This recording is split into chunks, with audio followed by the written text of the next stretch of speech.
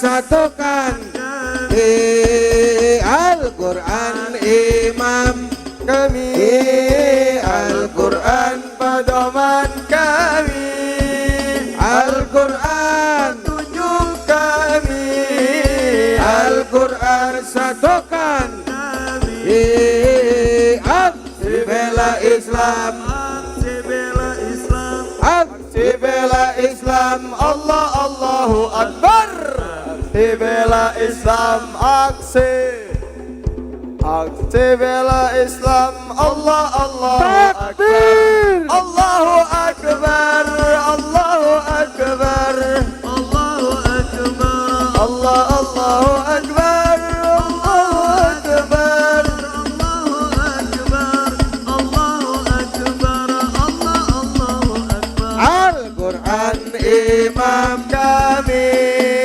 Al-Quran teman kami, Al-Quran tunjuk kami, Al-Quran satukan kami, Al-Quran imam kami, Al-Quran. Kita ucapkan selamat datang kepada imam kita, qudwah kita, panutan kita, Adailullah Al-Mujahid Fisabilillah, hak bela Islam,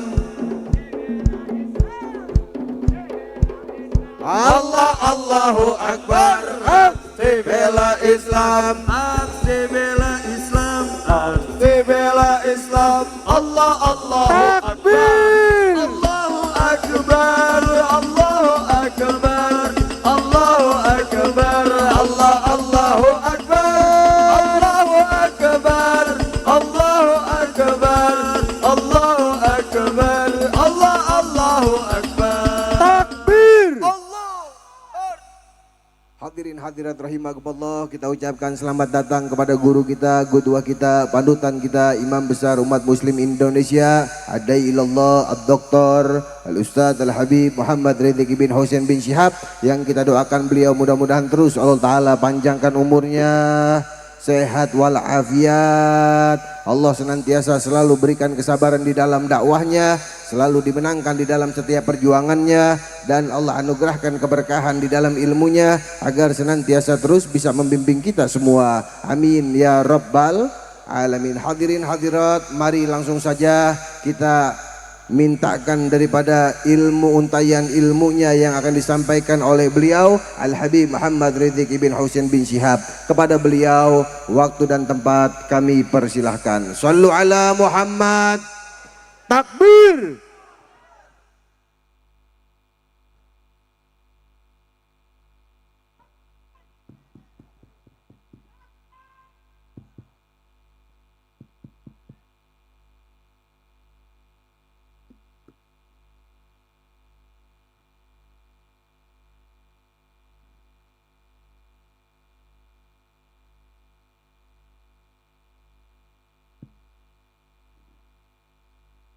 Assalamualaikum warahmatullahi wabarakatuh.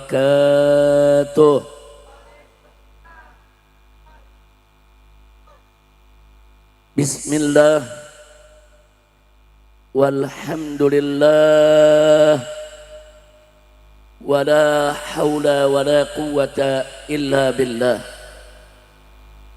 Ashhadu an la ilaha illallah wahdahu la syarika lah, wa ashhadu anna sayyidana Muhammadan abduhu wa rasuluh la nabiyya ba'dah. Allahumma salli wa sallim wa barik ala sayyidina wa habibina wa syafi'ina wa maulana nabiyyina Muhammadin wa ala alihi al-tahirin at-tayyibin wa ashabihi al-ghurril mayamin wa man tabi'ahum bi ihsanin ila yaumiddin. Siyadatul habaib asy-syurafa wa sa'adatul ulama'il fudala wa jami'il hadirin wal hadirat al-ahibba'il a'izza rahimakumullah. Fi hadhihi al-munasabati as-sa'idah وبمثل هذا الاجتماع المبارك لا أنسى أن أوصيكم جميعا ونفسي بتقوى الله وبطاعة رسول الله صلى الله عليه وسلم فنسأل الله سبحانه وتعالى أن يجعلنا جميعا من المتقين آمين يا رب العالمين. Ahiba'il kiram, satu kebahagiaan bagi saya pada kesempatan malam hari ini bisa berjumpa lagi dengan segenap pembina, pengurus dan jamaah dari Majelis Taklim Al-Munawwir. Apalagi perjumpaan ini dalam acara peringatan Maulid yang penuh keberkahan. Kita doakan semoga Majelis Taklim Al-Munawwir ini dijadikan oleh Allah sebagai majlisan salihan thayyiban nafi'an mubarakan amin ya rabbal alamin. Diberkahi para gurunya, diberkahi para pengurusnya, diberikan kemenangan dalam setiap langkah perjuangan dakwahnya amin ya rabbal alamin. Duduk di samping saya ayahanda kita semua, Habib Muhammad Al-Attas, yaitu ayah daripada Habib Alwi bin Muhammad Al-Attas yang selama ini beliau mendidik anak-anaknya, membentuk anak-anaknya, membina anak-anaknya agar menjadi dai-dai yang manfaat buat umat. Kita doakan semoga beliau begitu juga semua anak-anak yang dididiknya diberikan oleh Allah panjang umur, dalam sehat walafiat, dalam taat dan ibadat, diberikan kebahagiaan dari dunia hingga akhirat amin ya rabbal alamin. Di sini hadir cukup banyak para habaib, para alim ulama, para tokoh, para kiai yang tidak saya sebutkan satu persatu nama-nama beliau, tapi tidak mengurangi rasa cinta dan hormat kita kepada mereka. Mudah-mudahan mereka maupun kita semua yang hadir di sini, hadirnya kita di tempat ini bersama mereka menjadi sebab turunnya rahmat dan barakah amin ya rabbal alamin. Ahiba'il kiram, nasihat demi nasihat tadi sudah sama kita dengarkan dalam acara peringatan Maulid yang juga sekaligus merupakan istighatsah, doa untuk keselamatan bangsa Indonesia amin ya rabbal alamin. Sekaligus juga untuk memperingati terjadinya satu peristiwa besar di kita punya negeri agar menjadi pelajaran buat kita semua supaya tidak terulang, yaitu di mana pada tanggal 30 September ini di tahun 1965 pernah terjadi pemberontakan PKI. Saudara,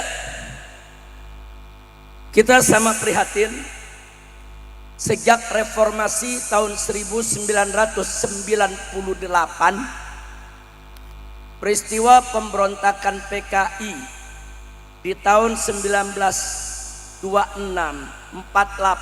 sampai 65 itu tidak lagi dimuat dalam sejarah Indonesia, dihapus, sehingga anak-anak kita yang lahir di tahun 90-an begitu 98 masuk SD, saudara, sudah tidak lagi mendapatkan pelajaran tentang PKI.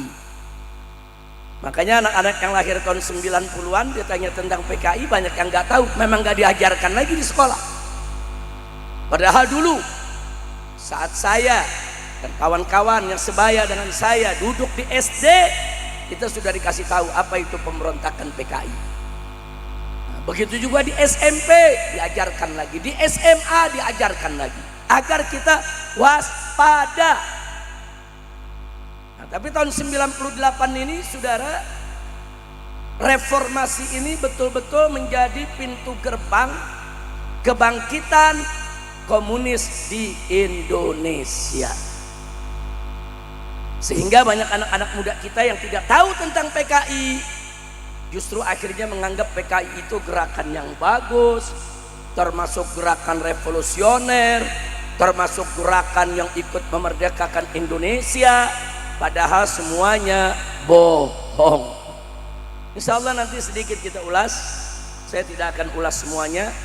Kalau saya ulas semua perlu waktu sekitar 2 jam. Nah, tapi kalau Anda buka di YouTube, dulu di tahun 2016 saya pernah cerita panjang lebar tentang bagaimana sejarah PKI itu. 2 jam saya ceramah, masih ada di YouTube. Silakan buka, saudara. Dan insya Allah nanti hari Ahad yang akan datang di Petamburan ada majelis taklim rutin yang biasa kita buka. Saya akan coba untuk mengungkap kembali tentang sejarah PKI ini secara rinci. Insya Allah malam ini kita singkat saja, saudara, supaya kita tahu dan supaya kita hati-hati. Jadi awal mula PKI ini ada di Indonesia itu dimulai dari zaman penjajahan Belanda. Saya bacakan sebagiannya aja, tidak semua ya kawan. Saya punya beberapa catatan dan insya Allah ini semua akan manfaat buat kita. Fa'tabiru ya ulil absar, kata Allah. Ambil pelajaran, hai orang-orang yang punya penglihatan, pemikiran, yang punya ilmu. Ambil pelajaran dari apa saja yang terjadi dalam sejarah kehidupan kita. Dan jangan lupa firman Allah yang pertama kali Allah turunkan kepada Nabi kita adalah Iqra, baca. Tentu kalau kita diperintahkan baca, bukan hanya sekedar baca Al-Quran, tapi baca hadis juga, baca sejarah juga, baca juga situasi dan kondisi yang ada di sekitar kita, sehingga kita tidak terjebak masuk perangkap pemikiran-pemikiran yang bertentangan dengan Islam.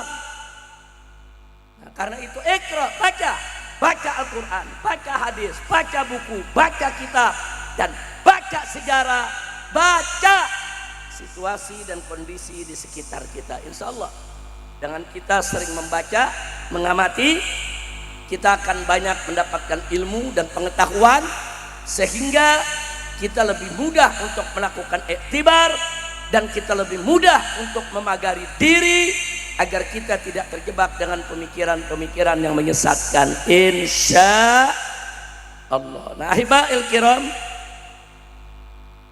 singkat saja saya ingin memberikan beberapa fakta sejarah.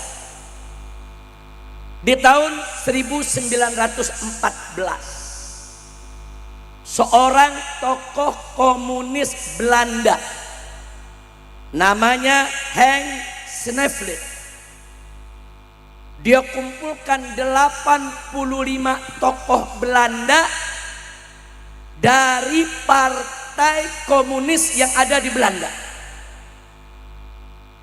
Mereka ingin mendirikan, saudara, satu asosiasi perburuhan di Indonesia, yang ketika itu nama Indonesia pemerintahan Hindia Belanda. Dulu namanya bukan negara Indonesia. Negara Indonesia belum lahir, saudara. Dulu nama negeri kita ini di zaman penjajahan dikasih nama pemerintahan Hindia Belanda. Karena memang Belanda yang mengatur negeri kita. Belanda yang menjadi gubernur-gubernur di setiap provinsi. Belanda yang menetapkan segala aturan. Belanda yang membuat hukum untuk dipatuhi oleh bangsa Indonesia.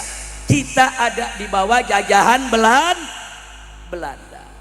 Nah, Henk Snevely ini punya pemikiran ingin mendirikan satu asosiasi perburuhan di Indonesia, kemudian merekrut para buruh dan para tani supaya mereka semua menjadi anggotanya, saudara.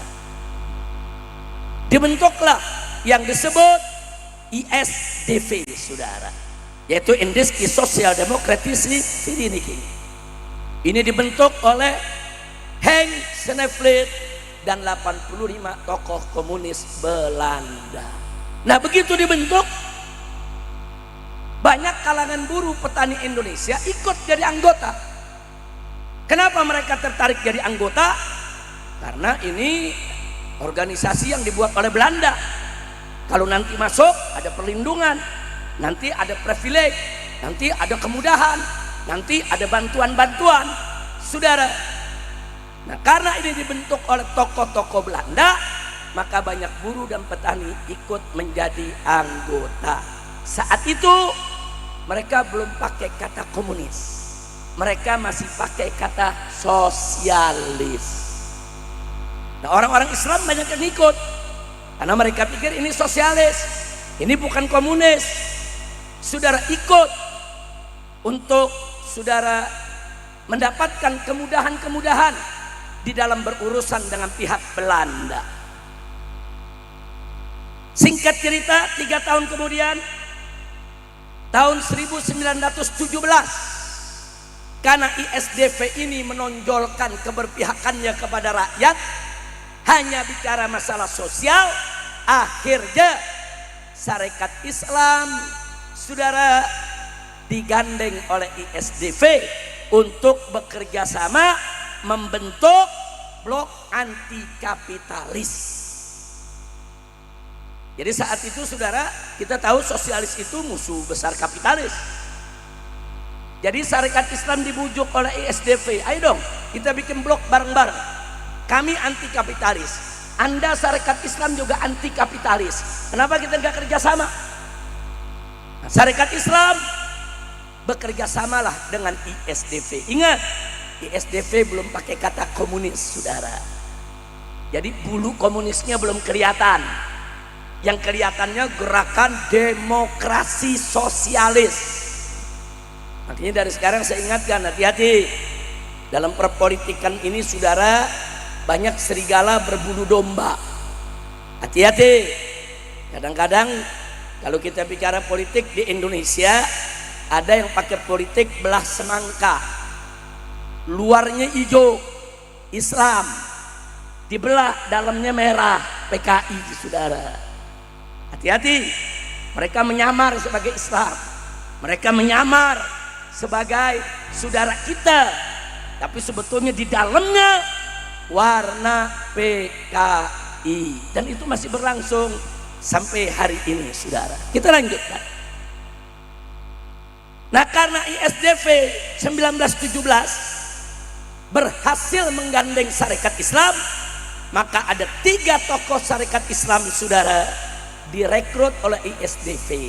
Pertama, Semaun dari Sarekat Islam Surabaya. Kedua, Darsono dari Sarekat Islam Solo. Ketiga, Tan Malaka dari Sarekat Islam Sumatera. 3 orang ini tokoh Sarekat Islam, tapi direkrut oleh ISDV, saudara, agar aktif giat di dalam urusan blok anti kapitalis. Dan di tahun yang sama, 1917, ISDV membentuk Dewan Soviet Indonesia. Loh, kok ada Sovietnya? Ya, karena Uni Soviet ketika itu, saudara, merupakan salah satu negara besar yang menjadi poros komunisme atau poros sosialisme, saudara. Nah, jadi dibentuklah Dewan Soviet Indonesia. Apa tujuannya? Ternyata orang-orang Belanda yang datang dari Belanda, dari Partai Sosialis Komunis, menginginkan supaya pemerintahan Hindia Belanda diubah menjadi pemerintahan komunis Hindia Belanda, saudara. Jadi ini bukan buat kemerdekaan Indonesia, bukan. Saudara, ISDV ini tetap mendukung Belanda, cuma mereka nggak mau Belanda yang kapitalis, mereka maunya Belanda yang sosialis, Belanda yang komunis, saudara. Sama-sama penjajah.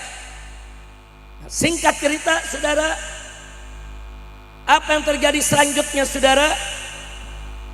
Selanjutnya mereka memprovokasi para buruh dan tani untuk melakukan berbagai macam, saudara, kerusuhan. Akhirnya, saudara, Dewan Soviet Indonesia dibubarkan oleh Belanda. Tapi ISDV-nya nggak dibubarkan. Orang-orang Belanda yang komunis dipulangkan oleh Belanda ke negeri Belanda. Tapi pengurus-pengurus yang Indonesia, saudara, tetap mengurus ISDV dalam pengawasan Belanda. Lanjut tahun 1920, ISDV, saudara, menggelar kongres di Semarang dan mengganti nama. Tadinya namanya ISDV, pakai bahasa Belanda. Kali ini pakai bahasa Indonesia.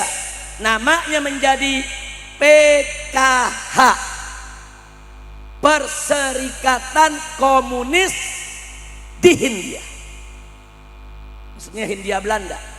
PKH, Perserikatan Komunis Hindia. Saudara, karena Indonesia kan belum ada. Saat itu Indonesia belum lahir. Belum jadi tuh Partai Komunis Indonesia, saudara. Nah, di sini, saudara, Perserikatan Komunis di Hindia, ketuanya diambil dari orang Sarekat Islam yang direkrut tadi, Semaun dan Darsono. Semaun jadi ketua, Darsono menjadi wakil ketua. Tapi Tan Malaka menolak, ya ikhwan. Karena Tan Malaka melihat, oh ini bulu komunis ini. Nah, Tan Malaka keluar, saudara. Nah, HOS Cokroaminoto, gurunya Bung Karno, saudara. Haji Omar Said Cokroaminoto, tokoh besar Islam, tokoh perjuangan, tokoh kemerdekaan Indonesia yang luar biasa. Dan dia pendiri Sarekat Islam, saudara.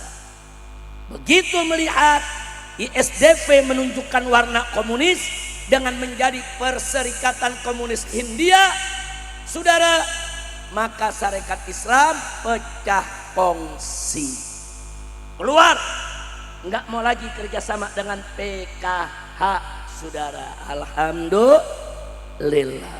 Nah, kemudian, saudara, di tahun 1924 digelar Kongres Komunis Internasional. PKH ikut, saudara. Apa keputusannya? Keputusannya seluruh komunis di dunia, di negeri mana saja, harus bisa menguasai persatuan buruh. Makanya perburuhan hati-hati ya. Di Bekasi ini banyak pabrik. Sampai Cikarang sana banyak pabrik, banyak buruh, saudara. Nah, dulu tuh ormas-ormas yang Islam dan yang komunis berebut buruh, saudara. Dia bikinlah serikat-serikat buruh. Nah, banyak buruh yang nggak tahu mana Islam, mana komunis, main masuk aja. Hati-hati. Sekarang juga serikat-serikat buruh ada yang Islam, ada yang tidak Islam, ada yang memang nasionalisme, kebangsaan. Dan hati-hati, ada juga yang warnanya komunis, saudara. Hanya komunisnya disembunyikan, saudara. Hati-hati para buruh. Di Bekasi banyak buruh nih.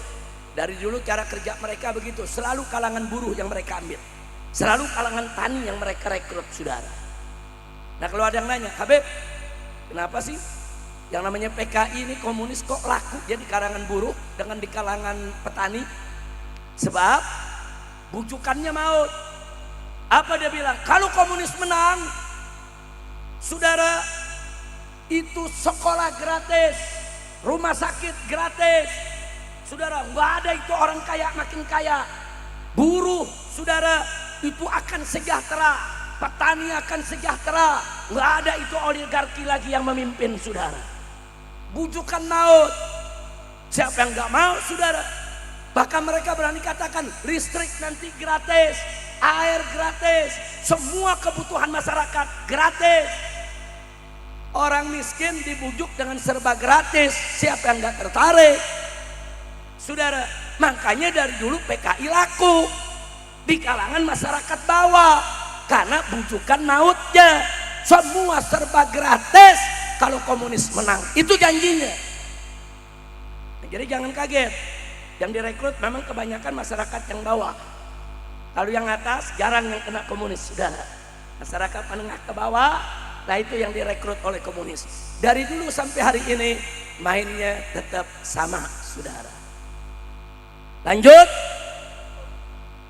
Baik. Di tahun 1925 PKI dipimpin oleh Musso dan Alimin menyerukan revolusi. Ini menarik ya, saudara. PKH mau revolusi lawan Belanda. Nah, ini saudara, anak-anak keturunan PKI hari ini yang masih terkontaminasi dengan pemikiran komunisme ayah-ayah mereka, saudara, orang-orang tua mereka anggap ini revolusi melawan Belanda untuk kemerdekaan. Bohong. Saat itu Musso dan Alimin menyerukan revolusi, mengajak buruh, mengajak petani untuk apa? Untuk merubah pemerintahan Hindia Belanda menjadi pemerintahan komunis Hindia Belanda. Tetap Belanda yang pimpin. Kok bisa? Karena tokoh-tokoh yang dari Belanda yang kemarin dipulangin tuh, saudara, komunikasi lagi sama mereka. Bahkan melakukan pertemuan-pertemuan di luar, pertemuan di Soviet, pertemuan di Jerman, melalui konferensi. Saudara, yang tadi kita sebutkan, saudara Henk Snefrit itu mengundang itu tokoh-tokoh komunis yang dari Indonesia, kumpul di Jerman, kumpul di Moskow, saudara. Nah, seruannya itu tadi. Akhirnya apa? Terjadilah, saudara, huru hara.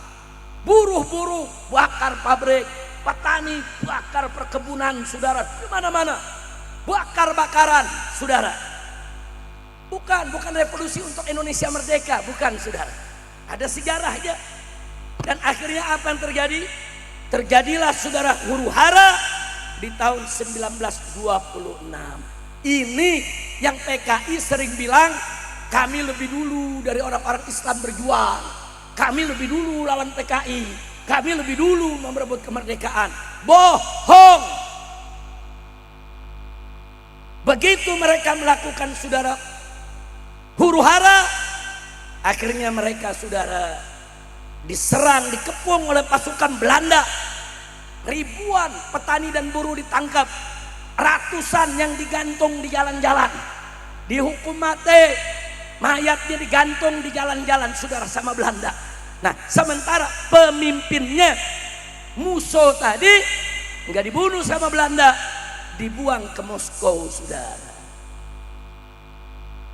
Nah, kenapa ke Moskow?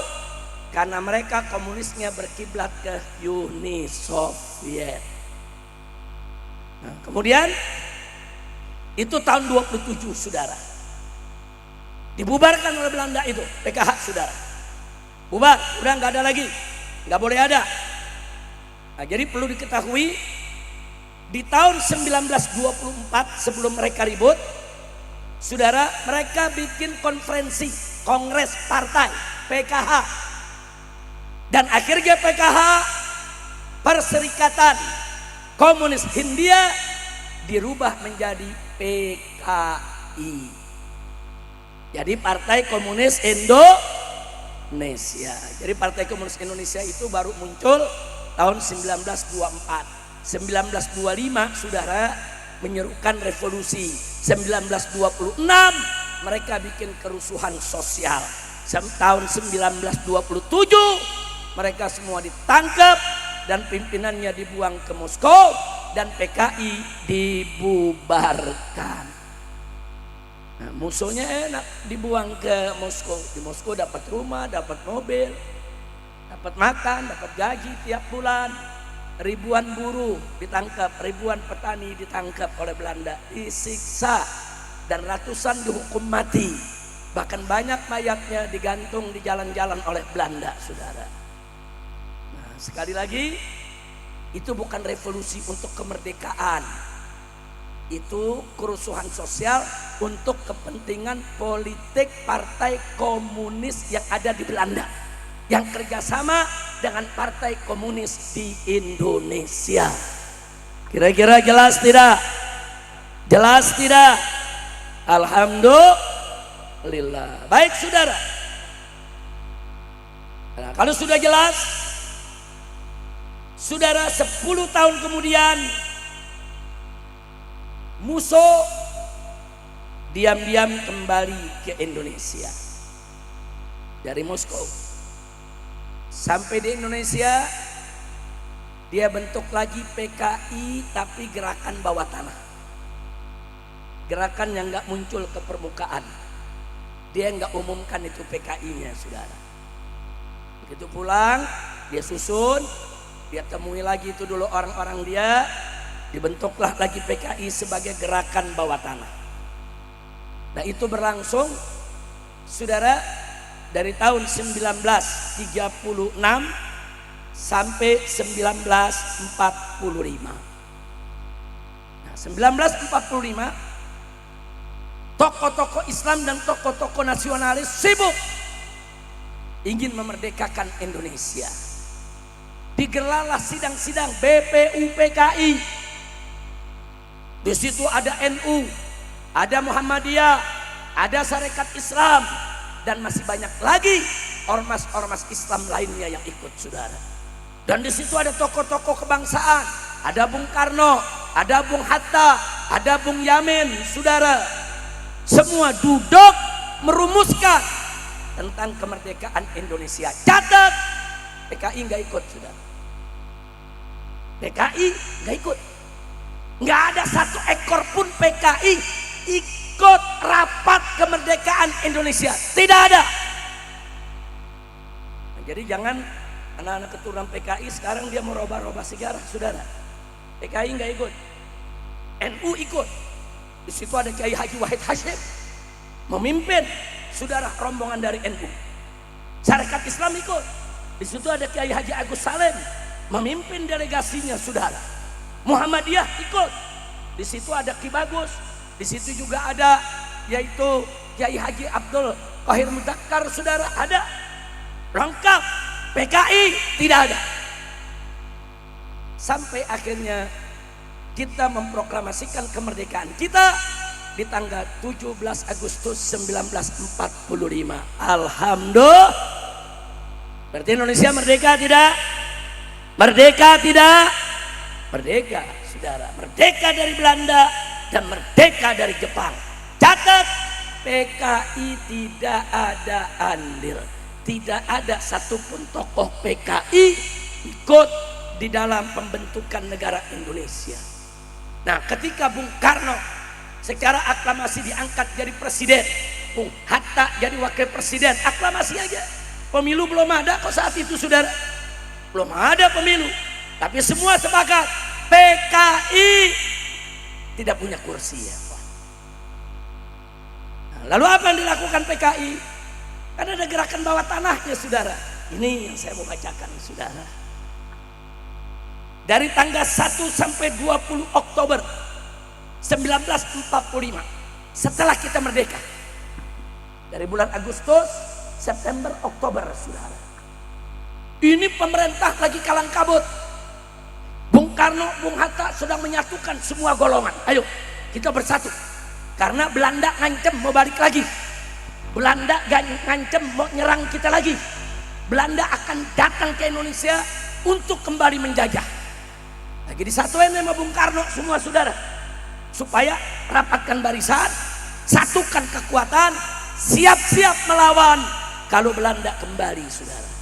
Dan memang Belanda kembali, yaitu peristiwa 10 November 1945 ke Surabaya dengan menunggangi pasukan Nika dari Inggris, saudara. Nah, saya nggak mau cerita November dulu. Artinya saat itu orang-orang tua kita, pendiri bangsa kita, NU-nya, Muhammadiyahnya, saudara, Sarekat Islamnya, Partai Nasional Indonesianya milik Bung Karno, lagi sibuk konsolidasi umat, nyatukan umat untuk persiapan melawan Belanda, saudara. Sibuk. Diganggu PKI. Tahu apa yang dikerjakan, saudara? Dari tanggal 1 sampai 20 Oktober, selama 20 hari, saudara, PKI membentuk 2 ormas pemuda. Yang pertama API, Angkatan Pemuda Indonesia. Yang kedua, AMRI, Angkatan Muda Republik Indonesia. Ini dua organ PKI ini, saudara. Dua organ PKI ini bergerak melakukan teror. Satu di Tegal, PKI Talang dan PKI Selawi menculik dan membunuh pejabat-pejabat yang ada di Tegal, saudara. Pejabat-pejabatnya, lurahnya, camatnya, saudara, diculik, dibunuh. Nah, itu yang melakukan PKI Talang dan PKI Selawi, saudara. Dua, Banten. Di Banten ada PKI Cek Mamat, saudara, pimpinannya. Dia melakukan mengambil paksa keresidenan Banten. Banten ada residen waktu itu, saudara. Dia ambil paksa, saudara. Jadi pimpinan daripada residen Banten ditangkap. Kemudian yang ketiga, Tangerang. PKI membuat Laskar Ubel-Ubel namanya, saudara. Laskar Ubel-Ubel, PKI punya. Apa yang dia lakukan, saudara? Dia ambil paksa Kabupaten Tangerang. Jadi Kabupaten Tangerang, Lebak, Banten, Serang, semua dikuasai oleh PKI. Nah baru, saudara, begitu 20 hari mereka teror, akhirnya 21 Oktober PKI kembali mendeklarasikan diri sebagai Partai Komunis Indonesia. Jadi kalau ada yang nanya, kenapa mereka teror? Mereka ingin punya bargaining position. Mereka pengen punya posisi tawar dong. Mereka mau kirim pesan ke Soekarno, lu jangan enak-enakan ngeberkain Indonesia. Kenapa tuh semua kiai-kiai diajak, semua ulama diajak, semua ormas Islam diajak? Kenapa kita nggak diajak? Kenapa yang lain tuh bisa jadi menteri, diangkat Bung Karno? Kenapa kita tidak? Dia neror untuk pasang posisi tawar, kan jadi ada harga kalau udah neror, saudara. Nah, terus apa yang terjadi, saudara? Ternyata masih belum berhasil menakut-nakuti Bung Karno, saudara. Akhirnya dari November 1945 kita lagi sibuk melawan nikah, sibuk melawan Belanda yang datang ke Surabaya, saudara. Puluhan ribu santri dibunuh oleh Belanda, ribuan ulama pimpinan majelis pondok pesantren dibunuh oleh Belanda dan Inggris, saudara. Sibuk kita lagi perang, PKI terus menebar teror, saudara. Tahu apa yang mereka lakukan? Kita lagi sibuk melawan Belanda 4 November 45. Mereka mengambil paksa keresidenan Pekalongan, saudara. Meliputi Brebes, Tegal, Pemalang, dan Pekalongan. 4 kota mereka ambil, saudara. Kemudian 9 Desember PKI Cek Mamat yang di Banten menculik dan membunuh Bupati Lebak Raden Hardi Winangun di jembatan Sungai Cimanca, saudara. Bupatinya ditangkap, diculik, dibunuh. Kemudian tanggal 12 Desember 45 Laskar Ubel-Ubel membunuh seorang pahlawan nasional yang sangat terkenal, saudara. Siapa dia? Otto Iskandar Dinata. Dibunuh di Mauk di Tangerang, saudara. Nggak sampai situ, mereka serbu Cirebon. Tentara kita di Cirebon ditangkepi, dilucuti senjatanya, dan Cirebon diambil alih, saudara. Jadi nyatu tuh, dari Cirebon, Brebes, Tegal, Pemalang, Pekalongan, mereka ambil semua. Nggak sampai di situ, di Sumatera. Silakan tanya orang-orang Sumatera, khususnya di Sumatera Timur, saudara. Apa yang terjadi? Tanggal 3 Maret 46 PKI menyerbu Istana Langkat dan membantai Sultan, memperkosa keluarganya, menjarah harta bendanya. Sampai hari ini masyarakat Sumatera Barat, Sumatera Timur, bahkan sampai Deli Serdang di Medan, luar biasa sakit hatinya dengan PKI, saudara. Istana-istana Sultan mereka serbu, mereka bakar, mereka jarah, perempuannya mereka perkosa. Ini yang dilakukan oleh PKI. Sementara kita lagi sibuk perang sama Belanda, saudara. Silakan orang masyarakat Sumatera Barat tahu itu ceritanya. Silakan tanya bapak ibu mereka, saudara, bagaimana kejadiannya. Nah, kemudian saudara, akhirnya saudara, Bung Karno nggak bisa buat apa-apa. Loh kenapa? Ya orang kita lagi perang sama Belanda, dirongrong sama teror-teror begini, saudara. Akhirnya Bung Karno merangkul PKI. Nah, PKI artinya berhasil meletakkan diri di posisi yang punya nilai dalam politik, saudara. Ayo, lu nggak ajak gua ajak-ajak ini negara. Lu nggak ajak gua teror ini di mana-mana. Karena PKI diajak di tahun 1947, PKI gabung, saudara, dengan Bung Karno dan tokoh PKI yang bernama Amir Syarifuddin dijadikan Perdana Menteri Indonesia. Soekarno tetap presiden, Perdana Menterinya adalah Amir Syarifuddin. Jadi kalau yang belajar sejarah dengar, oh ada Perdana Menteri namanya Amir Syarifuddin, tokoh PKI, saudara. Nah, karena memang saat itu Bung Karno lemah, orang posisi bagaimana nggak lemah, tentara juga lemah, saudara. Karena di mana-mana diteror. Nah, lalu masuk tahun 48, saudara. Soekarno mulai menyusun kekuatan dengan kelompok nasionalis dan juga dengan tentara. Dan atas dorongan Bung Hatta, saudara, Soekarno setuju kabinet Amir Syarifuddin dibubarkan. Jadi cuma 1 tahun tuh PKI megang kabinet, saudara, jadi Perdana Menteri. Diganti oleh Bung Hatta, saudara. Nah, Bung Hatta ditugaskan oleh Bung Karno, ya sudah, ini PKI nggak bener. Karena 1 tahun Amir Syarifuddin jadi Perdana Menteri, itu lurah-lurah, camat-camat di mana-mana diganti sama orang PKI, sudah. Camat diganti sama PKI, lurah diganti sama PKI, bupati diganti sama PKI, saudara. Gak sampai di situ, kepala-kepala polisi, kepala-kepala tentara di berbagai daerah diganti sama PKI. 1 tahun berkuasa PKI, semua jabatan sampai ke daerah diambil, saudara. Makanya Bung Hatta yang orang Sumatera Barat, Islamnya kuat, saudara, beliau seorang nasionalis, melihat ini bahaya dibiarkan, beliau sampaikan ke presiden. Beliau sampaikan ke presiden, saudara, protes dari kelompok-kelompok Islam. NU khawatir, Muhammadiyah khawatir, Syarikat Islam khawatir, saudara, semua khawatir. Akhirnya berhasil meyakinkan Bung Karno. Diangkatlah Bung Hatta yang membentuk kabinet. Tahu apa yang dilakukan Bung Hatta, saudara? Begitu beliau pegang, beliau melakukan program RERA. Apa itu RERA? Reorganisasi dan rasionalisasi. Tujuannya bersihkan pegawai negeri dan TNI dari unsur PKI.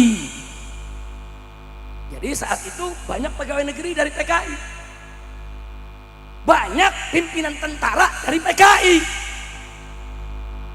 Jadi kalau ada tentara ngomong, lu umat Islam hati-hati ya, disusupi PKI. Awal tentara disusupi PKI kok, bukan umat Islam, saudara.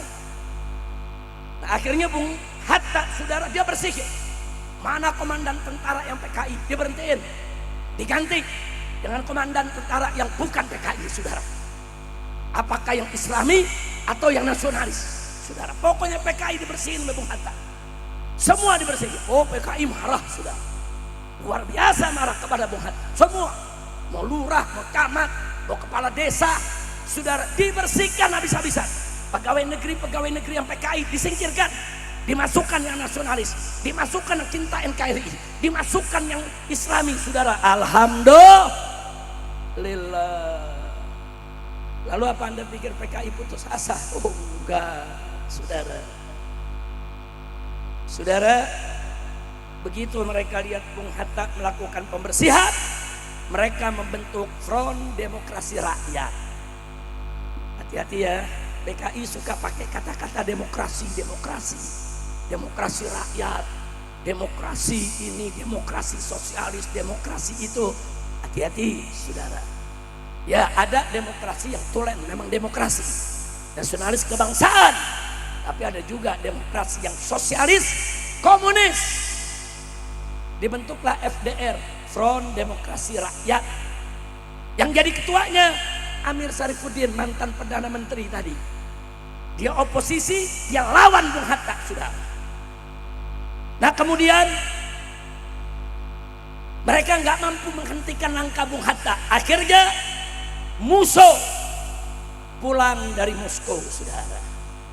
Bulan Juli tahun 1948. Dia gandeng DN Aidit dan Noto untuk memimpin PKI. Lalu mereka menggelar konferensi PKI. Hasilnya FDR tadi, Front Demokrasi Rakyat, dibubarkan. Gak perlu, cukup PKI saja. Dan Partai Buruh juga Partai Sosialis bergabung ke Partai Komunis Indonesia. Jadi 3 partai jadi satu. Partai Buruh, Partai Sosialis, Partai Komunis Indonesia gabung menjadi PKI, saudara. Lalu September 48, saudara, Musso minta kepada Bung Karno supaya Indonesia berkiblat ke Moskow, Uni Soviet. Nggak didengarin oleh Bung Karno. Bung Karno nggak mau, saudara. Apa yang terjadi? Tanggal 10 September, Gubernur Jawa Timur Raden Mas Aryo Suryo dan 2 pengawalnya dari kepolisian dijegat dan dibunuh di Ngawi oleh PKI. Jadi hati-hati itu ya, urusan jegat menjagat, nyulik, bunuh, itu kerjaan PKI itu dari dulu tuh, sudah. Jangan kaget kalau sekarang ada habaib, ada ulama, kiai diancam-ancam, oh nanti kita jegat, kita culik, kita bunuh. Emang begitu kerjaan PKI, sudah. Gubernur Jawa Timur dibunuh, diculik, diberhentiin mobilnya, dijegat, diculik, dibunuh, mayatnya dibuang ke hutan, sudah. Itu tanggal 10 September 1948. Tanggal 11-nya Dr. Mawardi yang mimpin Rumah Sakit Solo, anti komunis, diculik, dibunuh. Tanggal 12-nya Kolonel Marhadi di Madiun, diculik, dibunuh. Kalau Anda ke Madiun ada monumennya, saudara. Monumen Kolonel Mahardi, saudara. Kemudian tanggal 13 di Madiun terjadi bentrok antara TNI dengan TNI, saudara. Kok bisa? Yang satu TNI pro PKI, yang satu TNI pro Republik Indonesia, saudara. TNI yang pro Republik Indonesia itu dipimpin oleh Panglima Besar Jenderal Sudirman, saudara. Jadi TNI perang, yang satu PKI, yang satu pro Republik Indonesia, saudara. Ternyata PKI-nya itu sendiri ada yang tentara, saudara. Jadi jangan kita pikir tentara kita dari dulu bersih, enggak. Makanya tentara mesti jaga diri. Jangan sampai ada orang-orang otak PKI dijadiin pimpinan, betul. Nah, akhirnya ini dia, saudara, tentara yang pro PKI angkat senjata lawan tentara yang pro Republik Indonesia, saudara. Perang itu terjadi di Madiun, saudara. Tanggal 13 September. Tanggal 17-nya pesantren-pesantren diserang oleh PKI, saudara. Kiai Haji Sulaiman Zuhdi Afandi dan 108 tokoh Islam di Jawa Tengah, pimpinan pondok pesantren, pimpinan majelis taklim, kiai-kiai, bukan satu, saudara. Jumlahnya semua 108 orang diseret, saudara, dibunuh, dan mereka semua mayatnya dibuang di sumur-sumur di Magetan, saudara. Jadi ada kiai-kiai yang dari Madiun, kiai yang dari Magetan, kiai dari tempat lain diculik. 108 orang ulama, belum santri nih, baru kiai. dibunuh, dihabisi saudara. Dan tanggal 18 September Kolonel Joko Sujono, Kolonel Joko Sujono, tentara bukan itu? Tentara. Apa yang dilakukan? Dia deklarasikan negara baru dengan nama Negara Republik Soviet Indonesia. Kok bisa Republik Indonesia dirubah jadi Republik Soviet Indonesia, saudara? Musuh pimpinan PKI sebagai presiden. Amir Syarifuddin, mantan Perdana Menteri yang diangkat oleh Bung Karno dulu terus diberhentikan, saudara, diangkat sebagai Perdana Menteri negara baru Republik Soviet Indonesia. Nah, kemudian tanggal 19 September PKI berhasil menguasai Madiun dan sekitarnya. TNI kita kepukul mundur, saudara. Kepukul mundur. Mereka kuasai Madiun, Magetan, Ponorogo, Pacitan, Trenggalek, Ngawi, Sukoharjo, Wonogiri, Purwodadi, Kudus, Pati, Blora, Rembang, Cepu, dan lain-lain, saudara. Artinya banyak betul kota-kota di Jawa Tengah jatuh ke tangan PKI. Nah, akhirnya tentara di Jawa Tengah meminta bantuan dengan tentara dari Brawijaya, Jawa Timur, saudara. Tetap nggak menang. Akhirnya belakangan minta bantuan, saudara, dengan tentara Siliwangi dari Jawa Barat, saudara. Begitu Siliwangi turun dengan pasukan Jawa Baratnya yang memang banyak Muslim kuat ya, saudara, gempur PKI, TNI menang, saudara. Alhamdulillah. Nah, Jenderal besar, Panglima besar, saudara, yaitu Bapak Jenderal Sudirman, pada tanggal 30 September mengumumkan bahwa Madiun berhasil direbut kembali. Nah, tapi belum selesai, kota-kota lain belum jatuh, tapi paling tidak Madiun pusatnya udah direbut, saudara. Nah, dari situ bulan Oktobernya pimpinan-pimpinan PKI dikejar. Bulan Oktober tanggal 30-31 Musso dan Amir Syarifuddin yang jadi presiden dan Perdana Menteri negara baru Republik Soviet Indonesia ketangkap dan dieksekusi mati. Sedangkan Nyoto lari ke Cina, saudara. Nah, di sini catat ya, dulu ke Moskow, sekarang ke Cina. Artinya apa? Setelah 48 PKI kiblatnya nggak ke Moskow lagi, tapi kiblatnya ke Cina, saudara. Sama-sama komunis. Akhir November 1948, seluruh wilayah yang dikuasai PKI berhasil direbut kembali oleh tentara kita. Alhamdulillah. Itu tahun 48. Nah, kemudian apa yang terjadi setelah itu, saudara? Nah, setelah itu, saudara, di 48 itu para tentara mencari informasi. Itu orang-orang yang dibantai, dibunuh, di mana mayatnya. Sampai 2 tahun nggak ketemu, saudara. Nah, baru di awal tahun 50 ketemu, saudara. Itu mayat-mayat tadi ketemu. Ada pembantaian habis-habisan, yaitu di pabrik gula Boranggaring dan pabrik gula Alas Tua di dekat Desa Geni di Magetan. Itu semua pekerja di dalam pabrik, pemiliknya, kiai yang diculik, santri yang diculik, dibunuh, banjir darah, darahnya sampai semata kaki, sudah. Semua disembelih.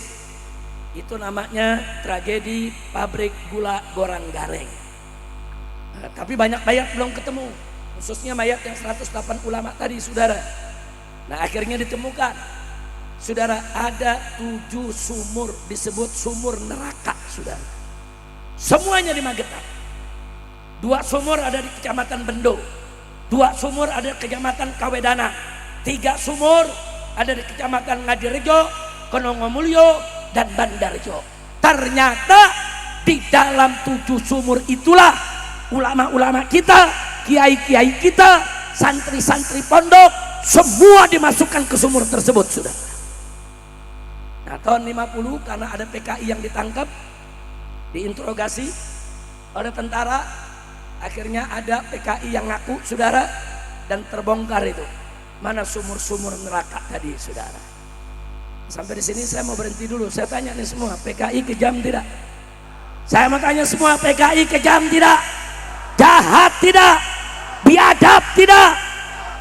Nah kalau gitu, kalau PKI bangkit lagi, setuju tidak? Terima atau jangan? Terima atau tolak? Kalau PKI mau bangkit, siap ganyang mereka? Takbir! Angkat tangan semuanya, takbir. Shallu ala nabi. Nah, jadi saudara, sengaja saya sampaikan supaya anak-anak kita yang lahir tahun 90-an ke atas nih tahu cerita PKI. Ini yang saya cerita baru sedikit. Saya ringkes saja, saudara. Kalau diceritakan panjang bisa berjam-jam. Mereka biadab, saudara. Tapi yang aneh, saudara, mari kita lihat. Kemudian, saudara,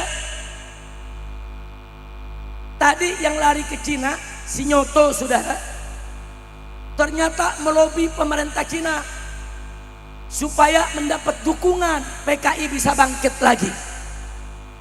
Yang menarik, saudara, di tahun 49 ulama dan tentara minta kepada Bung Karno agar membubarkan PKI, tapi Bung Karno nggak mau bubarkan PKI. Kita nggak paham apa Pak Karno ada tekanan, atau Pak Karno punya hubungan khusus, atau beliau punya pemikiran yang kita tidak paham. Yang jelas, yang kita tahu fakta sejarah, Bung Karno tidak setuju PKI dibubarkan. Sehingga di tahun 1950 Nyoto dari Cina balik lagi ke Indonesia, nggak ditangkap, saudara. Ini terlibat pemberontakan 48, saudara, nggak ditangkap. Bahkan bikin PKI, dan gilanya PKI. Nah ini dia, saudara. Oh, PKI kalau urusan jilat menjilat nomor 1, saudara. Maka jangan kaget kalau sekarang banyak anak turunan PKI jago menjilat. Datang PKI bangkit, jilat Soekarno, dia dukung Soekarno habis-habisan, sudah. Sampai mereka datang ke Bung Karno, Bapak punya program apa saja, PKI paling depan untuk mendukung. Nah, ternyata akhirnya PKI jadi dekat dengan Bung Karno, saudara. Nah, begitu PKI bangkit, dekat, saudara, apa yang terjadi? Akhirnya tahun 1955 resmi PKI ikut pemilu, saudara. Gila, 48 habis bunuhin ulama, habis bunuhin santri, bisa bangkit ikut pemilu. Begitu ikut pemilu jadi 4 besar, saudara. Yang pertama PNI, partainya Bung Karno. Yang kedua Masyumi, saudara, partai Islam, saudara. Yang kedua partai NU. Saat itu ada 2 partai Islam, ada partai NU, ada partai Masyumi. Sebelumnya NU ikut Masyumi, tapi setelah itu NU bikin partai sendiri, saudara. Dan yang keempat PKI. Bayangkan tahun 55 PKI dalam waktu 7 tahun udah bisa bangkit. Habis ngebunuh ulama, ngebunuh tentara, nyulik gubernur, nyulik bupati, bunuh gubernur, bunuh lurah, bunuh camat, habis-habisan. Kota-kota direbut tahun 48, 49 baru selesai, 50 bangkit jadi partai lagi. Makanya saya tanya nih, saudara, PKI pakai ilmu apa tuh? Gila, pakai ilmu apa? Pakai ilmu apa? Gila. Makanya Bapak Presiden Prabowo hati-hati dengan para penjilat, ya. Kita sampaikan Bapak Presiden Prabowo, hati-hati dengan para penjilat. Hati-hati. Nanti para penjilat ini kelihatannya manis, bagus, asal Bapak senang, besok Bapak Presiden dijorokin sama mereka. Betul? Belajar dong dari sejarah, saudara. Mari kita lihat apa yang terjadi setelah tahun 55, saudara. Mari kita lihat kelicikan PKI. Ulama resah, sudah PKI menang. Juara 4.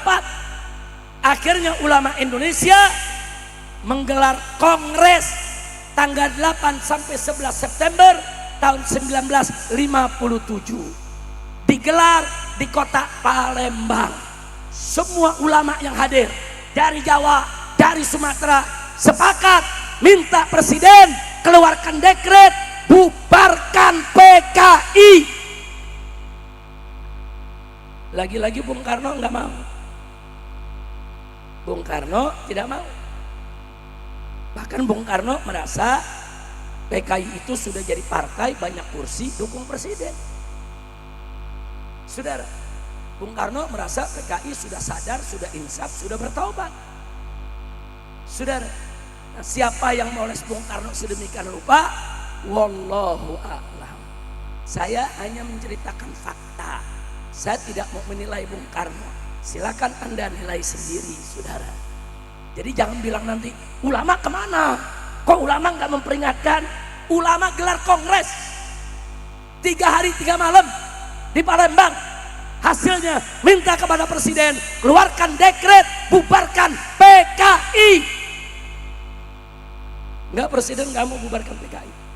Akhirnya tahun 1958 ada sekelompok ulama bekerja sama dengan sekelompok perwira-perwira TNI yang anti PKI, sudah. Mereka protes Bung Karno, sudah.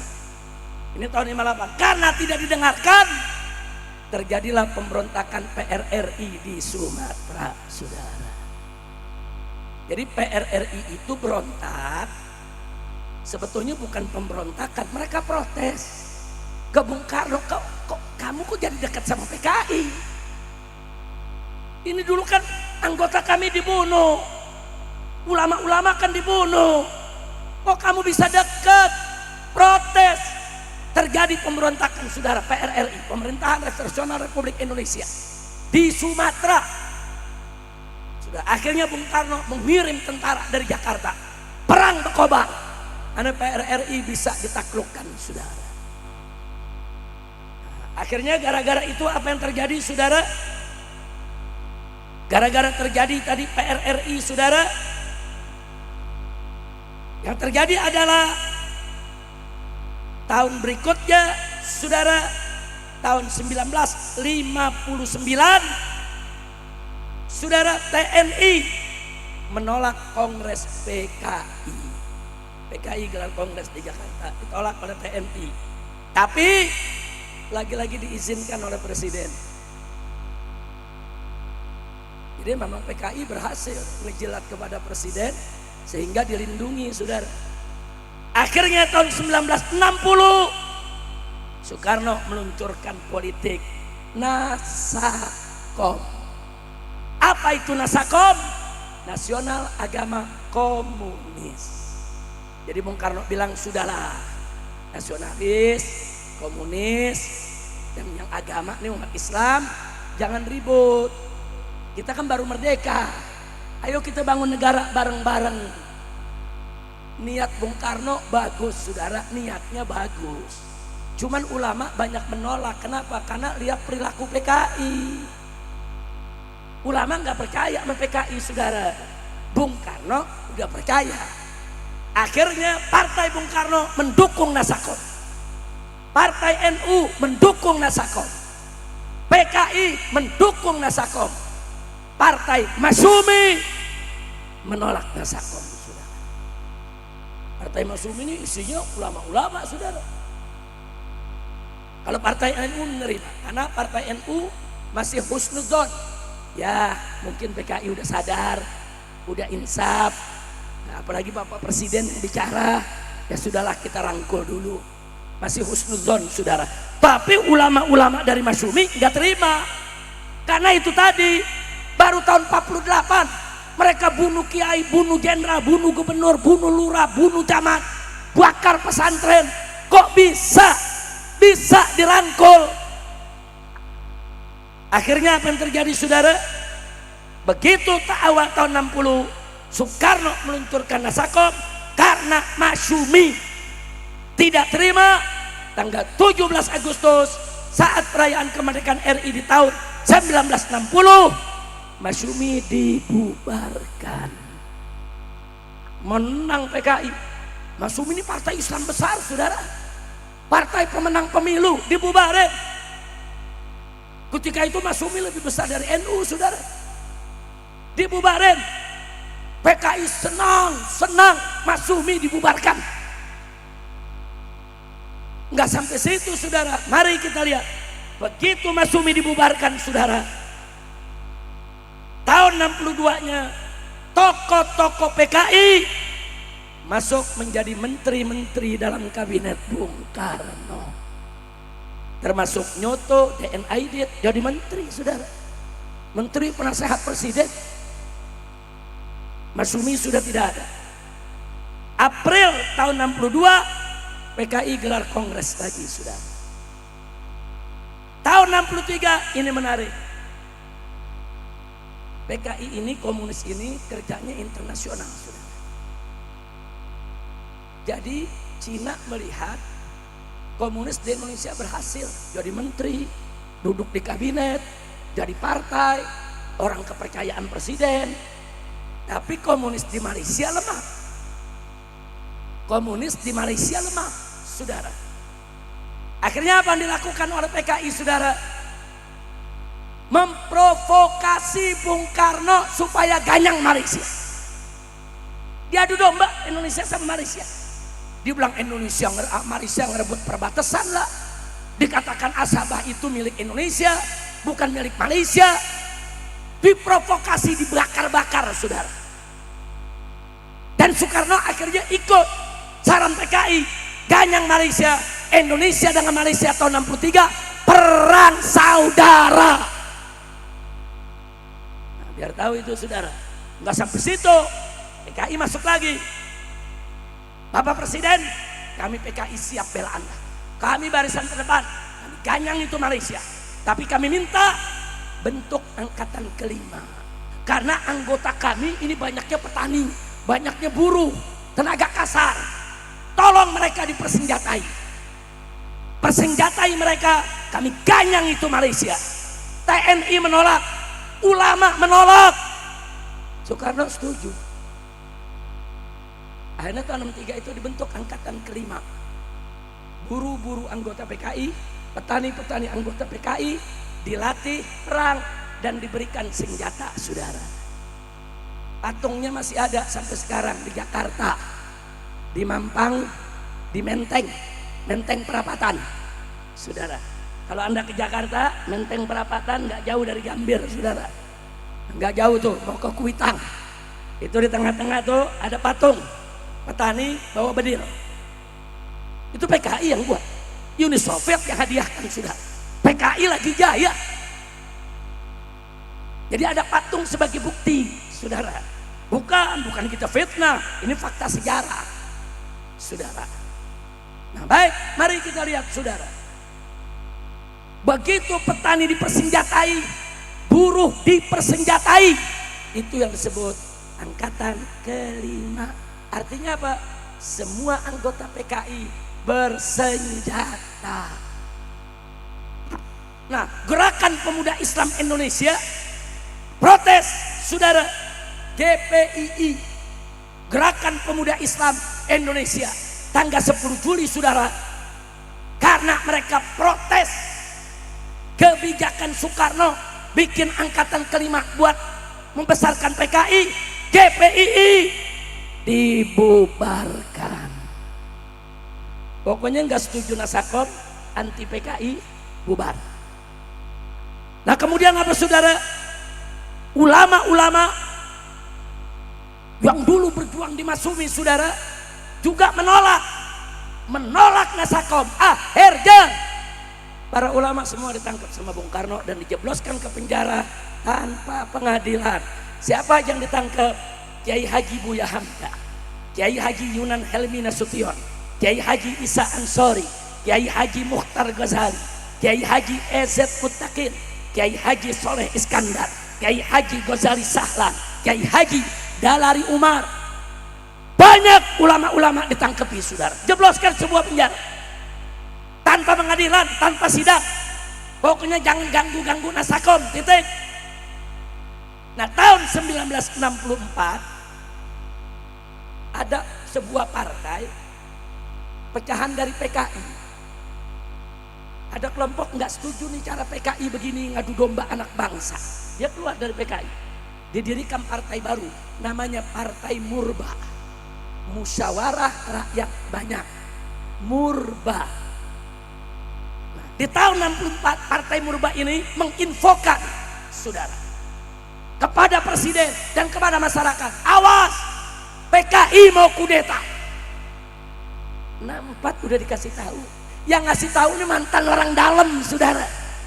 Awas, PKI mau kudeta. Soekarno nggak percaya. Ulama-ulama udah dipenjara, Masumi udah dibubarin, GPI udah dibubarin, Partai Islam udah dibubarin. Yang sisa kan cuma Partai NU, saudara. Sisa nih yang kekuatan umat cuma dua, NU, saudara, saat itu sama TNI yang pro Islam. Itu aja.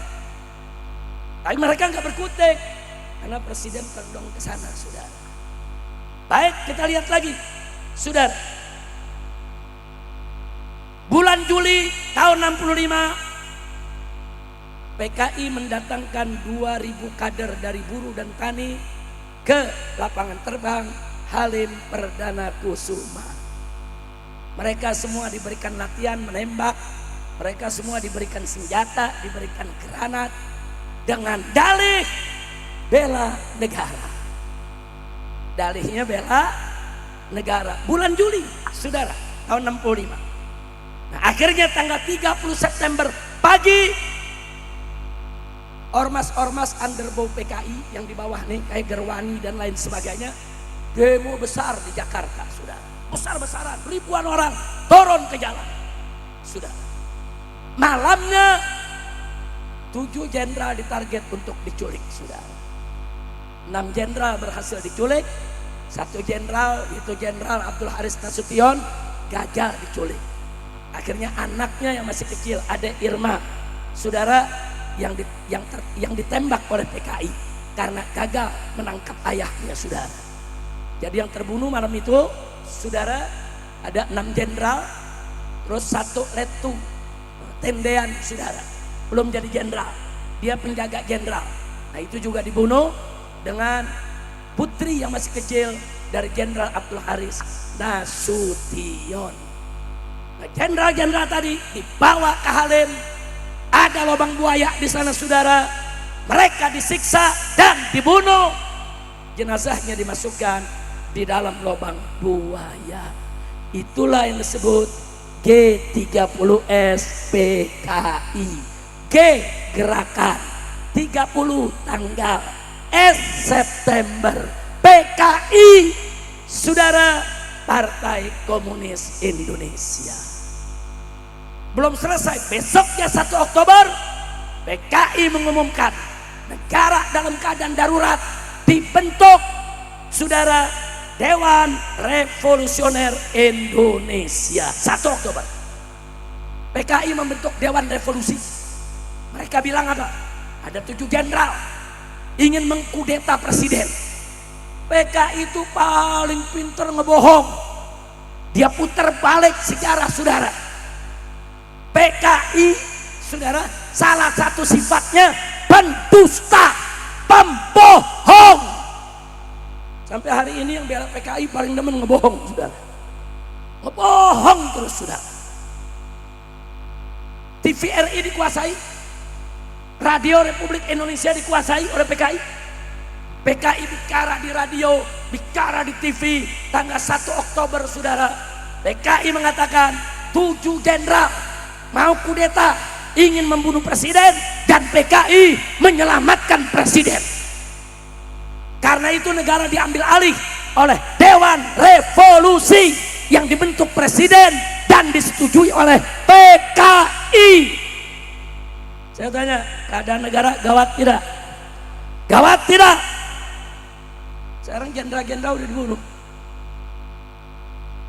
Menteri Pertahanan yang selamat, Jenderal Abdul Haris Nasution, Terus yang lain-lain, Jenderal Ahmad Yani dibunuh. Saudara, menteri-menteri militer dibunuh. Nah disitulah Bapak Soeharto, saat itu beliau pangkatnya masih Majen bintang 2, beliau menjadi komandan Panglima Kostrat, saudara. Kalau kita dengar sekarang ada Kostrat, saudara, Komando Strategis Angkatan Darat. Saat itu panglimanya adalah Pak Harto. Nah saat itu Jenderal Abdul Haris Nasution mau kemana lari? Di mana-mana PKI. Dan dia nggak tahu mana kawan mana lawan. Makanya Abdul Haris Nasution lari ke markas Kostrat, saudara. Lari ke markas Kostrat, dan beliau yang memberikan petunjuk kepada yaitu Pak Harto. Beliau katakan, kau harus segera ambil alih ini Angkatan Darat. Ini jenderalnya dibunuh semua. Jangan sampai nanti Angkatan Darat semuanya diambil oleh PKI. Makanya tanggal 2 Oktober, saudara, diambil alih Angkatan Darat oleh Pak Harto, saudara. Sementara Kopassusnya, saudara, dipimpin oleh Bapak Sarwo Edi, saudara, mertuanya SBY, saudara. Sarwo Edi ditugaskan oleh Pak Harto rebut Halim Perdana Kusuma. Diserbu oleh Kopassus. Karena ternyata yang rebut Halim Perdana Kusuma PKI dari kalangan tentara juga, Kolonel Untung. Jadi yang bergerak dari PKI ya tentara-tentara juga, saudara. Jadi kalau nggak dihadapi oleh tentara berat. Alhamdulillah Pak Harto, saudara, dengan keberaniannya, istiqomahnya, tekadnya menuruti apa yang diinginkan oleh Jenderal Abdul Haris Nasution, rebut Halim, rebut RRI, dan rebut TVRI, saudara. Tanggal 3 Oktober Halim berhasil direbut. Besoknya RRI direbut, TVRI direbut. Dan 5 Oktober, saudara, Jakarta udah diamankan oleh tentara. Makanya 5 Oktober disebut, saudara, hari lahirnya ABRI, atau tanggal 1 Oktobernya disebut Hari Kesaktian Pancasila, saudara. Selamat. Nah, dari situ Pak Harto mengumumkan ke seluruh Indonesia bahwa yang kudeta adalah PKI, yang bunuh jenderal adalah PKI. Lalu apa terjadi setelah itu, saudara? Belum selesai. Lanjut. Kapan? Tahun depan. Tahun depan deh. Harus sekarang. Tanggal 6 Oktober Presiden Soekarno menggelar rapat sidang kabinet. Menteri PKI pada hadir. Begitu selesai sidang, semua menteri PKI ditangkap oleh tentara, saudara. Termasuk Nyoto. Tangkap, saudara. Nggak ada urusan. Nah, jadi begitu mereka hadir, mereka ditangkap, saudara. Sekarang mari kita lihat selanjutnya. Masyarakat marah. Perbuatan PKI seperti itu, masyarakat ngamuk, saudara. Di antara yang besar-besaran ngamuk adalah Ansor NU, saudara. Ansor Nahdlatul Ulama menggerakkan Banser seluruh Jawa, dari Banten, Jawa Barat, Jawa Tengah, Jawa Timur, sampai ke Madura. Seluruh anggota Banser digerakkan oleh Ansor, digerakkan oleh PBNU, turun rame-rame di Jawa, minta PKI dibubarkan. Minta PKI bubarkan, saudara. Itu 13 Oktober. Marah PKI, saudara. Ingat ya, PKI ini sudah bubarin Masumi, sudah bunuh jenderal. Artinya bagi PKI, partai besar Islam udah habis, tentara udah habis, musuh masih tersisa satu, NU. Karena NU selama ini husnudzon sama mereka, saudara. Begitu lihat kejadian itu, NU terbuka matanya, demo tanggal 13 Oktober. Lalu apa yang terjadi?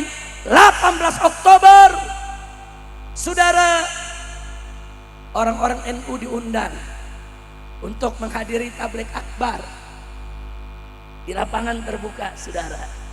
Gerwani PKI nyaru jadi muslimat NU. Anak-anak muda PKI nyaru pakai baju banser.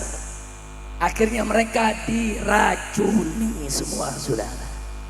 Dan saat itu yang mati, yang keracunan banyak, saudara. Yang keracunan banyak, yang mati 66 kader Ansor diracun dan mati, saudara. Banser mati, saudara. Nah, jadi kalau kita mau tahu itu kejadiannya, saudara, tanggal 18 Oktober itu disebut tragedi Cemetuk. Nah, itu ada di Banyuwangi, saudara, di Jawa Timur.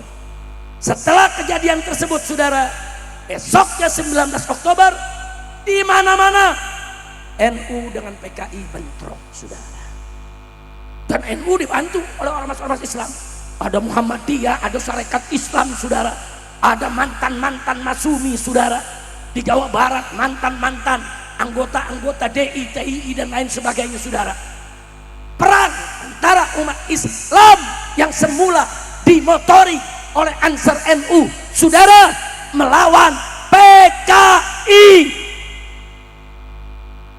Akhirnya PKI banyak yang terbunuh, sebagian besar ditangkap. Yang terlibat dalam kepengurusannya pemberontakan dibuang ke Pulau Buru, saudara. Sampai puluhan tahun mereka dipenjara di sana.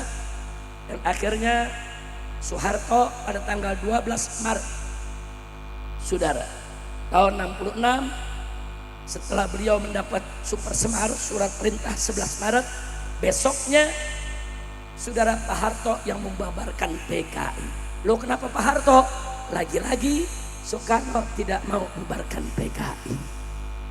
Udah kejadian jenderal dibunuh, udah bentrok, enggak, Pak Karno enggak mau bubarin PKI, saudara. Karena Soeharto ambil alih, lahirlah Super Semar, surat perintah 11 Maret, surat ditandatangani oleh Pak Karno, diberikan oleh ke Pak Harto untuk mengambil alih penanganan keamanan Indonesia.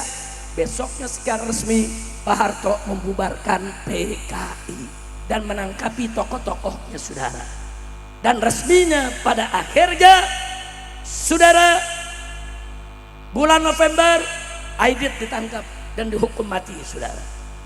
Kemudian tidak sampai di situ, pada tanggal 5 Juli tahun 1966 sepakatlah MPRS mengeluarkan TAP MPRS nomor 25 tahun 66 tentang pembubaran PKI dan pelarangan penyebaran paham Marxisme, Leninisme, dan komunisme. Sejak itu PKI dilarang, saudara. Kira-kira saya sampaikan jelas tidak? Paham tidak? Alhamdulillah. Nah, dari sini masih ada lanjutannya nanti ya, saudara. Nah, saya cukup, ini kan judulnya G30 SPKI. Nah, sekarang pertanyaannya, saudara, Habib, apa PKI ini bangkit? Oh, bangkit. Mana buktinya? Nanti kalau kira apa lagi. Mau tahu buktinya? Betul? Buka aja YouTube, tulis Habib Rizik dengan judul 20 indikasi kebangkitan PKI. Di situ saya uraikan 20 tanda-tanda PKI bangkit, saudara. Dan itu saya sampaikan di hadapan ratusan purnawirawan jenderal di Balai Kartini Jakarta ketika ada yaitu seminar tentang PKI. Saya sudah ingatkan di situ, Patri Sutrisno hadir, saudara. Saya ingatkan kepada para mantan jenderal semua, ingat ya, PKI ini bangkit. Ini indikasinya, saya jelaskan, saya buktikan satu persatu. Kalau Anda tidak waspada dari sekarang, saya katakan besok Anda sendiri akan menyesal. Nah, 20 indikasi yang saya urai hari ini sudah terjadi semua. Kalau sekarang bukan indikasi lagi, udah fakta, saudara. Saya udah ingetin, hati-hati ya, hati-hati. Ini indikasinya begini, indikasinya begini. Semua saya urai. Silakan nanti di rumah buka YouTube dengan judul 20 indikasi kebangkitan PKI. Saya sudah sampaikan kepada para jenderal, sudah. Makanya PKI paling gak suka dengan namanya Habib Rizik atau siapapun yang dekat dengan Habib Rizik, termasuk Habib Bahar, Habib Alwi, saudara, bahkan Habib Zain, saudara. Enggak, pokoknya dekat dengan Habib Rizik ini semua mesti dihabisi, mesti dihina, mesti dicela, karena selama ada para habaib dan ulama yang istiqomah, PKI tidak akan pernah bisa bangkit saudara, karena habaib dan ulama istiqomah siap berada di barisan paling depan untuk menghancurkan PKI kapan saja. Takbir, takbir, sallu ala nabi. Jadi jangan kaget kalau PKI itu gerakannya sebar fitnah saudara. Jangan kaget kalau habaib di mana-mana difitnah saudara. Dulu namanya PKI, sekarang bukan PKI. Sekarang namanya Laskar Setan.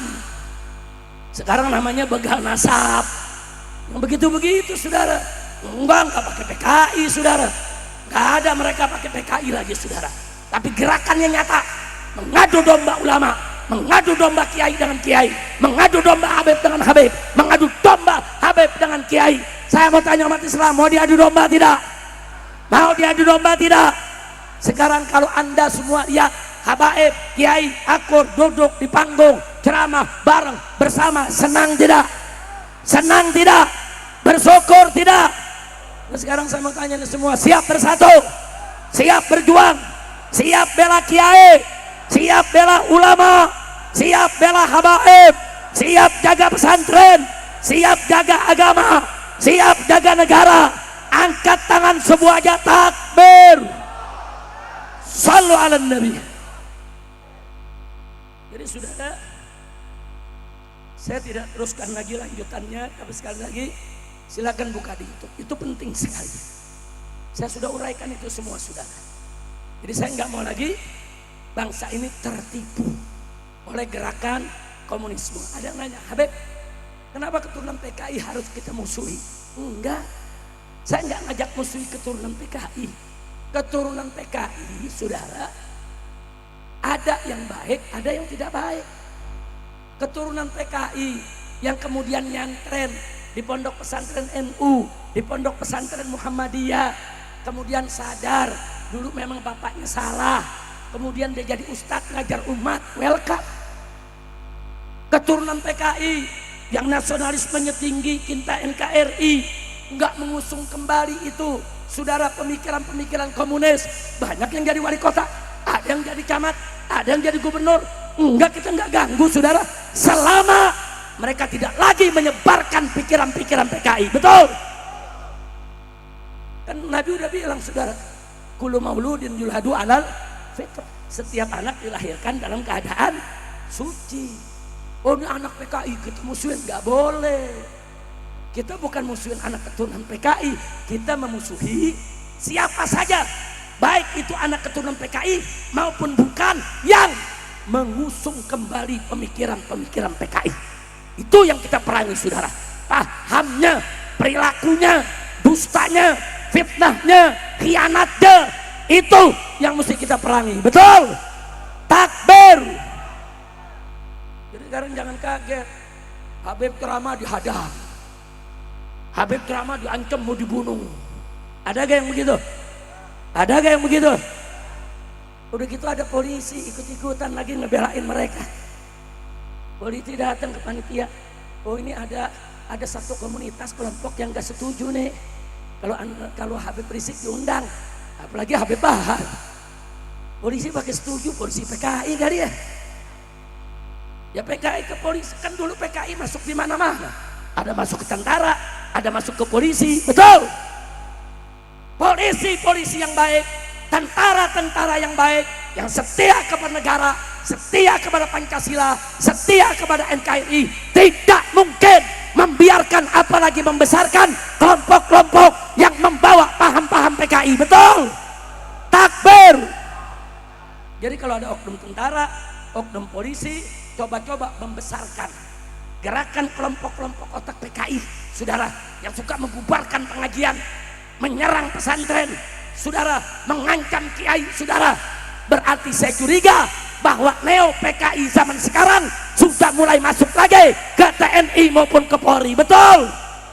Nah begitu saya tanya, kalau Bapak Presiden Prabowo Subianto melakukan gerakan pembersihan TNI dan Polri dari unsur-unsur neo PKI, dukung tidak? Dukung tidak? Takbir. Tapi presidennya serius, jangan cuma omong-omong. Betul? Oh, kemarin presiden mengatakan, saya akan berantas korupsi, saya akan lawan mafia, saya akan lawan oligarki, saya nggak bisa diancam. Saudara, kurang ajar itu mafia, kurang ajar itu koruptor sama oligarki. Presiden diancam, presiden diancam. Kalau presiden aja diancam, apalagi lu. Betul? Ayo saya tanya, kalau ada kelompok udah berani ancam presiden, berarti ancam kita berani gak? Ancam rakyat berani gak? Kurang ajar tidak? Maka itu sudah kami sampaikan ke Bapak Presiden Prabowo, Pak Presiden, Anda jangan takut dengan mafia, jangan takut dengan koruptor, jangan takut dengan oligarki. Kalau betul Anda serius mau perang lawan koruptor, mafia, oligarki, demi Allah saya yakin para habaib, para ulama bersama umat siap berdiri paling depan untuk lawan para koruptor, mafia dan oligarki. Betul? Takbir. Siap ganyang mafia, siap ganyang koruptor, siap ganyang oligarki, siap bela negara, siap bela ulama, siap jaga presiden. Takbir. Angkat tangan semua, takbir. Oh, laskar setan siap gak lawan? Siap lawan laskar setan? Siap lawan laskar setan? Siap ganyang begal nasab? Angkat tangan semua, takbir. Sallu ala nabi.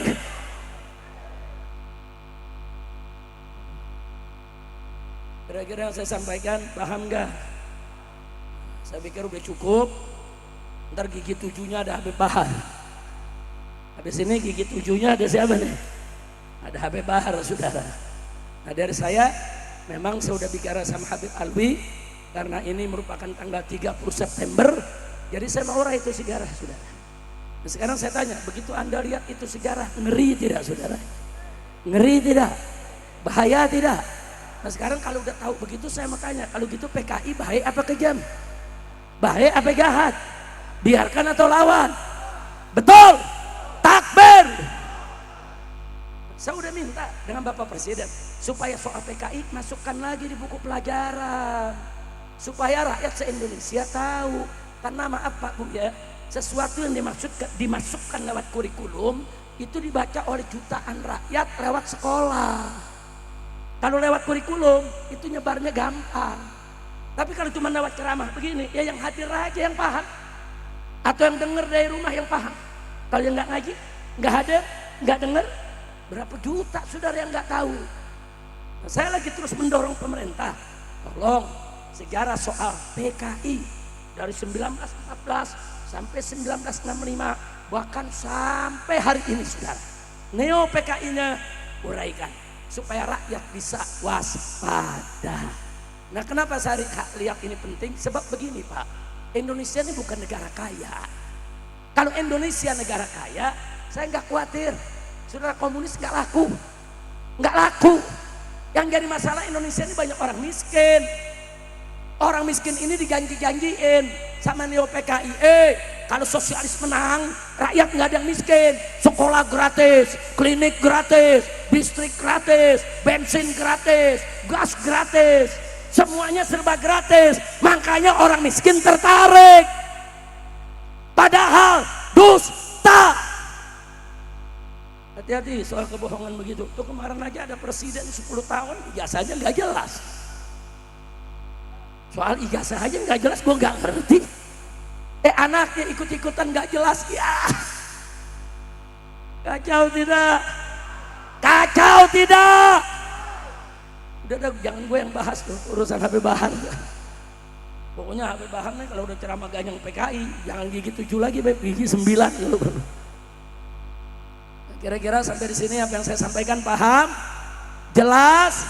Alhamdulillah. Sekian yang bisa saya sampaikan. Sebelum Habib Bahar tampil, yuk rame-rame kita baca sholawat badar dulu.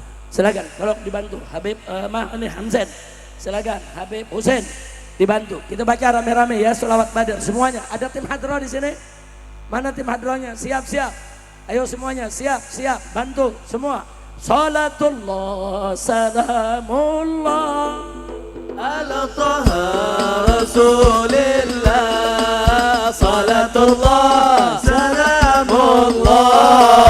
على ياسين حبيب الله صلاة الله سلام الله على طه رسول الله صلاة الله سلام الله على ياسين حبيب الله توسلنا بسم الله وبالهدي رسول الله توسلنا بسم الله وبالهدي رسول الله وكل مجاهد لله بأهل البدر يا الله صلاة الله سلام الله على رسول الله صلاة الله